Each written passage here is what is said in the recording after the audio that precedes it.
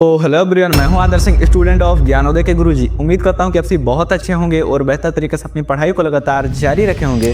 और आपकी पढ़ाई को और भी बेहतर बनाने के लिए यहां पर हम लेकर आ गए हैं अपनी 5 की पंच सीरीज का दूसरा सबसे इम्पोर्टेंट साहित्यिक परिचय, जो कि है डॉक्टर हजारी प्रसाद द्विवेदी जी का। ठीक है, अगर आपको नहीं पता तो हम बता देते हैं कि जो हमारी 5 की पंच सीरीज चल रही है, इसमें हम आपको टॉप 5 ऐसे साहित्यिक परिचय करवा रहे हैं जो एग्जाम में आपको हर साल पूछे जाते हैं, जिनको अगर आप देख लेते हैं तो आपको कोई दूसरा साहित्यिक परिचय तैयार करने की जरूरत नहीं होती है, क्योंकि ऐसे साहित्यिक परिचय हम करवा रहे हैं जो एग्जाम में हर एक साल पूछे जाते हैं और हर एक सेट में पूछे जाते हैं।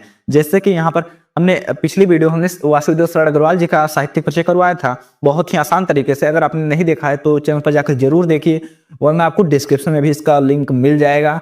और यहाँ पर हम लेकर आ गए हैं अपना दूसरा सबसे इंपॉर्टेंट साहित्यिक परिचय डॉक्टर हजारी प्रसाद द्विवेदी जी का। ठीक है, और यह भी हम आपको बता दें कि 2023 में यह 7 सेटों में पूछा गया था। 2023 के इस 7 सेट में पूछा गया है। आपके सोचिए, अगर आपके स्टेट में 7 ही सेट बनते हैं और 7 में ही पूछा गया था, और फिर 2024 में भी ये 7 में से 6 सेट में पूछा ही गया था, यानी सिर्फ एक सेट को छोड़कर बाकी 6 सेट में ही पूछा गया था। तो आप सोच सकते हैं कि कितना इंपॉर्टेंट यह साहित्यिक परिचय है। इसीलिए हमने अपने इस 5 की पंच सीरीज में गिने चुने बहुत ही इंपॉर्टेंट और हर साल और हर एक सेट में आने वाले साहित्यिक परिचय को हमने चुना है।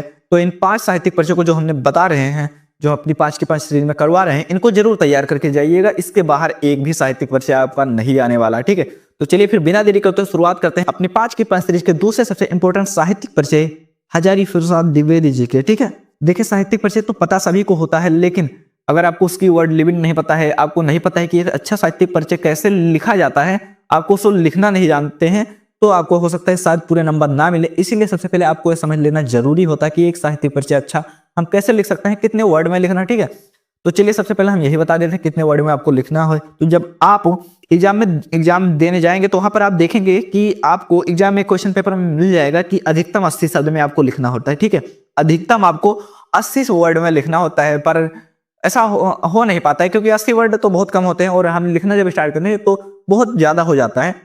तो आप 80 से 100 कर लीजिए, 120 भी कर लीजिए, पर हाँ 150 से ऊपर मत जाइएगा। ठीक है, अब हम देखते हैं कि क्वेश्चन बैंक में जो होता है बहुत बड़ा बड़ा आप देखते हो तो दिया रहता है, और फिर आप उसे याद करके पूरा छाप देते हैं। और देखते हैं क्वेश्चन बैंक में बहुत कठिन भी दिया होता है, लेकिन यहाँ पर जो हम लेकर आए हैं बहुत ही आसान शब्दों में लेकर आए हैं, और आपको बस इतना ही लिखना है, इससे ज्यादा आपको नहीं लिखना है। ठीक है, तो चलिए देख लेते हैं। लेकिन इस हम साहित्यिक परिचय को लिखने से पहले सबसे पहले हम जीवन परिचय लिखेंगे। अब कुछ लोग बोलेंगे कि उसमें एग्जाम में पूछा जाता है साहित्यिक परिचय, तो जीवन परिचय क्यों लिखेंगे? तो जीवन परिचय लिखना जरूरी होता है। ठीक है, आपको साहित्यिक परिचय लिखने से पहले आपको उनका जीवन परिचय बताना होगा, वरना आप बॉक्स में बनाकर इस तरह शुरुआत में जीवन का संक्षिप्त परिचय आप दे सकते हैं, लेकिन सबसे पहले आपको जीवन परिचय बताना होगा आपको कुछ लाइनों में कि इनका, जैसे कि इनका जन्म कहाँ हुआ, जन्म स्थान, माता पिता और इनकी मृत्यु, बस इतना ही लिखना होता है जीवन परिचय। उसके बाद हम इनका साहित्यिक परिचय लिखते हैं जो कि मेनली पूछा जाता है, उसके बाद हम इनकी रचनाएं। ठीक है, और इस तरह अगर हम लिखते हैं तभी हमें पूरे नंबर मिलेंगे। सबसे पहले हमें उनका जीवन परिचय बताना होगा, उसके बाद हम साहित्यिक परिचय, और उसके बाद में हम रचनाएं देखेंगे। ठीक है, तो आपको जीवन परिचय भी इसके साथ ही लिखना होगा, और ध्यान में रखिए कि वर्ड लिमिट को ध्यान में रखिए कि 80 से आप 100 कर लीजिए, 120 कर लीजिए, इतना ही रखिए, क्योंकि आपको बाकी भी तो क्वेश्चन करने हैं। क्योंकि अगर एग्जाम में टाइम नहीं मिला और आप इसी में लग गए पूरे 150-200 वर्ड में लिखने में तो बाकी क्वेश्चन छूट जाएंगे ना, तो उसके आपको नंबर नहीं मिलेंगे। इसीलिए हमें समय सीमा को ध्यान में रखते हुए हमें जितना कहा जाए उतना ही करना है, जितने नंबर का पूछा जाए उसके अकॉर्डिंग करना है। ठीक है, तो यहाँ पर इसको आपको 80 शब्द में लिखना है, इतना ध्यान में रखिए। तो चलिए फिर लिखना शुरू करते हैं इनका साहित्यिक परिचय। लेकिन उससे पहले क्या लिखेंगे? इनका जीवन परिचय। क्या लिखेंगे, कैसे लिखेंगे इनका जीवन परिचय? लिखेंगे कि आचार्य हजारी प्रसाद या फिर डॉक्टर हजारी प्रसाद द्विवेदी का जन्म सन 1907 ईस्वी में बलिया जिले के दुबे का छपरा नामक ग्राम में हुआ था। ठीक है, क्या लिखेंगे कि आचार्य हजारी प्रसाद द्विवेदी का जन्म 1907 ईस्वी में बलिया जिले के दुबे का छपरा नामक ग्राम में हुआ था। ठीक, अब क्या करेंगे, अब यहाँ पर जो भी इंपोर्टेंट कीवर्ड है उसको हम अंडरलाइन कर देंगे, या फिर आप ब्लैक पर से लिख दीजिएगा। जैसे कि इनका जन्म समय हो गया जो कि इंपोर्टेंट है, सन 1907 ईस्वी में, और फिर इनका क्या हो गया, जन्म स्थान हो गया बलिया जिले के दुबे का छपरा। तो आप इसको ब्लैक पेन से लिख दीजिएगा, या फिर आप इसे अंडरलाइन भी कर दीजिएगा। इससे क्या होता है कि टीचर की नजर आपको डायरेक्ट आपके उस पर पड़ेगी इंपोर्टेंट कीवर्ड पर, तो उसे एक अच्छा इंपैक्ट बनता है, और वह बिना देखे पूरे मार्क्स दे देगा। पूरा नहीं पढ़ेगा, पूरा पढ़ता भी नहीं है। ठीक है, कॉपी चेक कर पूरे पढ़ते भी नहीं है, वो बस इंपॉर्टेंट कीवर्ड को देखते हैं, उसके बाद नंबर देते हैं। तो आप इनको हाईलाइट कर दीजिएगा, इनको अंडरलाइन करके रखिएगा, ठीक। उसके बाद लिखेंगे कि इनके पिता का नाम श्री अनमोल द्विवेदी और माता का नाम ज्योतिषमती था, ठीक। क्या लिखेंगे? इनके पिता का नाम श्री अनमोल द्विवेदी और माता का नाम ज्योतिषमती था, ज्योतिषमती देवी था। और यहाँ पर क्या होता, कुछ कुछ कई कई किताबों में ज्योतिष कली भी लिखा होता है, लेकिन जो इनका राइट आंसर होगा ज्योतिषमती ही होगा, तो कंफ्यूज मत होइएगा। माता का नाम ज्योतिषमती, ठीक। उसके बाद क्या लिखेंगे? उसके बाद क्या लिखेंगे कि इन्होंने हिंदी और संस्कृत भाषाओं का गहन अध्ययन किया, ठीक, यानी बहुत डीपली स्टडी किया। अब आप एग्जाम में थोड़ी लिखेंगे कि डीप स्टडी किया, आपको हिंदी में ही लिखना है। तो आप क्या लिखेंगे कि गहन अध्ययन किया। और फिर लिखेंगे, फिर क्या लिखेंगे कि सन 1930 ईस्वी में काशी विश्वविद्यालय से ज्योतिषाचार्य की परीक्षा उत्तीर्ण की थी। काशी विश्वविद्यालय से ज्योतिषाचार्य की परीक्षा यानी ज्योतिष की पढ़ाई इन्होंने की थी। और इनके पिता भी एक ज्योतिष ही थे, तो इन्होंने भी ज्योतिषाचार्य की परीक्षा उत्तीर्ण की। लेकिन आजकल ऐसा नहीं है, ठीक है, कि राजा का बेटा ही राजा बनेगा। आज ऐसा कि एक किसान का बेटा भी टॉपर बन सकता है और एक मजदूर का बेटा भी 95 नंबर ला सकता है, 95% प्लस नंबर ला सकता है, ठीक है। तो आज ऐसा नहीं है, लेकिन उनके पिता ज्योतिषाचार्य थे, तो उन्होंने भी ज्योतिष की परीक्षा उत्तीर्ण की। उसके बाद क्या हुआ कि सन 1957 ईस्वी में भारत सरकार ने इन्हें पद्म भूषण की उपाधि से सम्मानित किया, ठीक। पद्म भूषण की उपाधि से नवाजा या फिर सम्मानित किया। और फिर लिखेंगे सन 1979 ईस्वी में रोग से पीड़ित होने के कारण यह महान साहित्यकार चिर निद्रा में हमेशा के लिए सो गया, या फिर डॉक्टर आचार्य हजारी प्रसाद द्विवेदी जी का देहांत हो गया, ये लिखेंगे, ठीक है, कि सन 1979 ईस्वी में इनका देहांत हो गया। और एक बार फिर से इसको हम क्या करेंगे, इसको हम अंडरलाइन कर देंगे या फिर हाईलाइट कर देंगे, ठीक है। तो ये हो गया इनका जीवन परिचय, जो कि हमने आपको बहुत ही आसान शब्दों में बता दिया। और कुछ लोग बोलेंगे कि सर इतना ही लिखने से हमें पूरे नंबर मिल जाएंगे, क्योंकि हमारे स्कूल में तो बहुत लंबा लिखा गया है, बहुत बड़ा लिखवा गया है, एक एक पेज में लिखवा गया है। तो भैया आपसे क्वेश्चन में पूछा क्या गया है, कहा क्या गया है कि आप इसे 80 वर्ड में लिखिए, और 80 वर्ड में आपको जीवन परिचय, साहित्यिक परिचय और रचनाएं तीनों लिखना है। लेकिन अगर आप इसी को गिन लेते तो यही 80 वर्ड हो जाएंगे, ठीक है। तो आप इससे ज्यादा ही तो लिख रहे हैं, कम तो लिख नहीं रहे हैं, तो नंबर क्यों घटेंगे? आपको पूरे पूरे नंबर मिलेंगे। आपको बहुत ज्यादा नहीं, इतना ही लिखना है। अगर आप इतना लिखेंगे तो ही आपके 120 130 वैसे ही पहुंच जाते हैं, ठीक है। तो जब आप इसे ही 100 वर्ड में लिख देंगे तो उसे कैसे लिखें, ठीक है। तो उसके लिए परेशान मत होइएगा, आपको इतना ही लिखिएगा, आप इतना ही लिखिएगा और आपको पूरे नंबर मिल जाएंगे, ठीक है। ये हो गया इनका जीवन परिचय बहुत आसान शब्दों में। और फिर अब हम देख लेते हैं इनका साहित्यिक परिचय। अब साहित्य परिचय में क्या लिखेंगे? साहित्य परिचय में इनका साहित्यिक जीवन लिखेंगे कि साहित्य में इनका क्या क्या योगदान रहा और साहित्य, हिंदी साहित्य के लिए उन्होंने क्या क्या किया, ये सब चीजें लिखना होता है। तो क्या लिखेंगे? लिखिए, हेडिंग डालेंगे साहित्यिक परिचय और फिर लिखना स्टार्ट करेंगे। लिखेंगे कि डॉक्टर या फिर आचार्य हजारी प्रसाद द्विवेदी साहित्य के एक प्रख्यात निबंधकार, ठीक है, निबंधकार थे, आलोचक थे, संपादक थे, एक प्रसिद्ध संपादक और एक प्रसिद्ध उपन्यासकार भी थे। और इसके साथ ही साथ एक कुशल वक्ता, यानी एक जो कहते हैं ना बेस्ट स्पीकर, एक बेस्ट स्पीकर वक्ता, वही वो जो भाषण देने वाला, ठीक है, एक कुशल वक्ता और एक सफल अध्यापक भी थे, ठीक है। क्या थे? वे निबंधकार थे, आलोचक थे और उपन्यासकार थे, और इसके साथ साथ कुशल वक्ता और एक सफल अध्यापक यानी एक सक्सेसफुल टीचर थे। फिर क्या लिखेंगे? ये बांग्ला तथा संस्कृत के प्रख्यात विद्वान भी थे, यानी संस्कृत में तो उन्होंने ज्योतिषाचार्य की उपाधि प्राप्त कर ही ली थी, लेकिन बांग्ला में भी ये क्या थे? इनका प्रख्यात विद्वान थे। और इनकी रचनाओं में नवीनता तथा प्राचीनता दोनों का समन्वय था, ठीक है। यानी इनके रचनाओं में आपको भारतीय साहित्य के, भारतीय इतिहास के भी आपको दर्शन होंगे और आधुनिक चीजें भी आपको दिखाई देंगी, ठीक है, अगर आप इनकी रचनाओं में देखेंगे तो।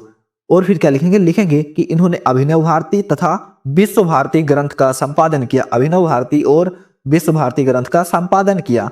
और फिर क्या लिखेंगे कि आधुनिक युग के गद्यकारों में आचार्य हजारी प्रसाद द्विवेदी का महत्वपूर्ण स्थान है। उनके विषय विवेचन में गंभीरता और शालीनता स्पष्ट रूप से प्रकट होती है, ठीक। ये हो गया इनका साहित्यिक परिचय। और अब हम क्या लिखेंगे? अब हम इनकी रचनाएं लिखेंगे, जो इनकी महत्वपूर्ण रचनाएं, इन्होंने कौन कौन सी रचनाएं की हैं। यहाँ से लिखना शुरू करते हैं इनकी रचनाएं, यानी या फिर इनकी प्रमुख कृतियां, आप ये भी लिख सकते हैं, ठीक है। क्या लिखेंगे? कि आचार्य हजारी प्रसाद द्वारा लिखित कृतियां निम्नलिखित हैं या फिर निम्न है। और फिर लिखेंगे इनका निबंध संग्रह, क्योंकि ये एक निबंधकार थे, तो क्या लिखेंगे? इनका निबंध संग्रह। फिर लिखेंगे अशोक के फूल, अशोक के फूल, कुटुज, कल्पलता, आलोक पर्व, ये थे इनके निबंध। ठीक है, अशोक के फूल, कुटुज, कल्पलता और आलोक पर्व, तो इनको भी जरूर याद कर लिए, क्योंकि हिंदी साहित्य और काव्य के जब एमसीक्यू पूछे जाते हैं तो उनमें भी यहाँ से क्वेश्चन बनते हैं। उसके बाद लिखेंगे उपन्यास। उपन्यास में क्या लिखेंगे? बाणभट्ट की आत्मकथा और पुनर्नवा। ठीक है, यहाँ पर बाणभट्ट की जो आत्मकथा है बहुत बार हिंदी के एमसीक्यू में पूछा गया है। गद्य पद्य साहित्य के जब एमसीक्यू पूछे जाते हैं तो वहां पर बहुविकल्पीय प्रश्नों में आपको देखने को मिलता है और बहुत सारे लोग गलती कर देते हैं। यहाँ पर पूछा जाता है इसकी विधा क्या है, तो बहुत सारे बच्चे देखते हैं और यहाँ पर आत्मकथा देखकर उसको टिक लगा देते हैं, बाणभट्ट की आत्मकथा देखकर इसको आत्मकथा ही लगा देते हैं, लेकिन जो इसका राइट विधा है, इसकी सही विधा है, वो उपन्यास हो जाएगी। ठीक है, तो इसको ध्यान में रखिएगा। और अगर आपको दिक्कत होती है इससे, तो हमने एक वीडियो बनाए थे गद्य पद्य साहित्य का विकास, जिसमें हमने पूरे 50 एमसीक्यू ऐसे किए थे जो हर साल एग्जाम में पूछे जाते हैं और इस साल भी आने वाले हैं, तो जरूर देखिए, ये है वाली वीडियो, आप जाकर जरूर देखिए चैनल पर। ठीक है, उसके बाद क्या लिखेंगे? आलोचना साहित्य। आलोचना साहित्य में क्या लिखेंगे? साहित्य सहचर, सूर साहित्य और कबीर। साहित्य सहचर, सूर साहित्य और कबीर, यह भी पूछा ही गया है हिंदी साहित्य के एमसीक्यू में भी यह पूछा गया है। उसके बाद क्या लिखेंगे? लिखेंगे इतिहास। इतिहास में क्या लिखेंगे? हिंदी साहित्य का आदिकाल। ठीक है, ये हो गया इनका इतिहास। ठीक है, तो ये सारी रचनाएं इनकी ऐसे लिख देंगे। अगर आपको, जैसे मान लीजिए आपको विधा नहीं याद है, जैसे आपको विधा याद है तो आप इस तरह करके अच्छे से लिख देंगे तो और भी 4 चांद लग जाएंगे। लेकिन अगर आप मान लीजिए आपको विधा नहीं याद है तो आप इस तरह भी लिख सकते हैं कि मतलब आप कुछ कम से कम आपको इनकी 4 रचनाएं पता होनी चाहिए, और फिर रचनाएं डालकर या फिर हेडिंग डालेंगे प्रमुख कृतियां रचनाएं, उसके बाद लिखेंगे इस तरह लिखेंगे 1, ठीक है, 2, 3, इस तरह करके 4 आप लिख दीजिएगा। जैसे कि अशोक के फूल हो गया, कुटुज हो गया, बाणभट्ट की आत्मकथा हो गया, साहित्य साचर, जिनकी प्रमुख रचनाएं हैं, इस तरह करके 4-5 रचनाएं आप लिख देंगे तो भी हो जाएगा। लेकिन अब मैं कहूंगा कि आप विधा साहित्य याद कीजिए, क्योंकि एमसीक्यू में भी यह पूछा जाता है। ठीक है, तो ये हो गया इनका साहित्यिक परिचय, जो कि बहुत ही आसान शब्दों में हमने आपको बता दिया। अगर आप इसी तरह लिख देते हैं तो आपके एक भी नंबर नहीं कटेगा, आपके पूरे नंबर मिलने के चांस। और अगर आपको निबंध लिखने में दिक्कत होती है तो आप ये वाली क्लास देख सकते हैं, जिसमें हमने सारे निबंध को, जैसे कि टॉप 5 क्या हो गया, पर्यावरण प्रदूषण, बेरोजगारी, विज्ञान हो गया और अनुशासन, तो ये टॉप 5 निबंध हमने इनमें इस क्लास में हमने एक ही क्लास में हमने किया था, तो आप जाकर देख सकते हैं। और ये हो गया। और अगर आपको पत्र लेखन में दिक्कत होती है तो आप चैनल पर ये वाली वीडियो जरूर जाकर देखें, जिसमें हमने सभी पत्र लेखन को कवर किया था। यहाँ तक कि सारी कहानियों का सारांश और उद्देश्य भी हमने एक ही क्लास में कवर कर रखा है, तो आप जाकर चैनल पर देख सकते हैं। ठीक है, आपको उसकी प्लेलिस्ट भी आपको चैनल पर मिल जाएगी। फिर अच्छा लगा तो एक लाइक कर दीजिएगा, लेकिन लाइक से जरूरी आप चैनल को सब्सक्राइब करके रखिएगा। चैनल को सब्सक्राइब करके रखेंगे तो आप हमारी सारी क्लासेस आसानी से देख पाएंगे, तो सब्सक्राइब कर लीजिएगा। ठीक है, और मैं बताना चाहता हूँ, अगर आप क्लास 10th के छात्र हैं तो आप ज्ञानोदय के गुरुजी यूट्यूब चैनल से पढ़ाई करें, क्योंकि हमने वहीं से पढ़ाई की है और वहीं से पढ़ाई करके मेरे एटलीस्ट 94% बने हैं, और अब मैं इस समय क्लास 11th में हूँ। ठीक है, तो आप जाकर एक बार जरूर, अगर आप क्लास 10th के छात्र हैं तो ज्ञानोदय के गुरुजी यूट्यूब चैनल से जरूर पढ़ाई करें, वहां से आपके सारे कॉन्सेप्ट क्लियर हो जाएंगे और आप एक अच्छा स्कोर कर सकते हैं। तो आप एक बार जाकर जरूर पढ़ाई करें, और मैं दावे के साथ कह सकता हूँ कि आप वहाँ जो भी पढ़ाई करेंगे उसके बाहर कुछ भी नहीं आएगा। और अगर आप क्लास 12 के छात्र हैं तो इस चैनल को सब्सक्राइब करके रखिएगा, क्योंकि यहाँ क्लास 12 की हिंदी, इंग्लिश, फिजिक्स की क्लासेस अभी तो चल रही हैं, लेकिन केमिस्ट्री और मैथ नहीं हो पा रही है, लेकिन जल्द ही जल्द हम उसकी भी क्लासेस करवाएंगे। ठीक है, तो चैनल को सब्सक्राइब करके रखिएगा ताकि आपको आने वाली वीडियो आपके क्लास में मिलती रहे। ठीक है, धन्यवाद।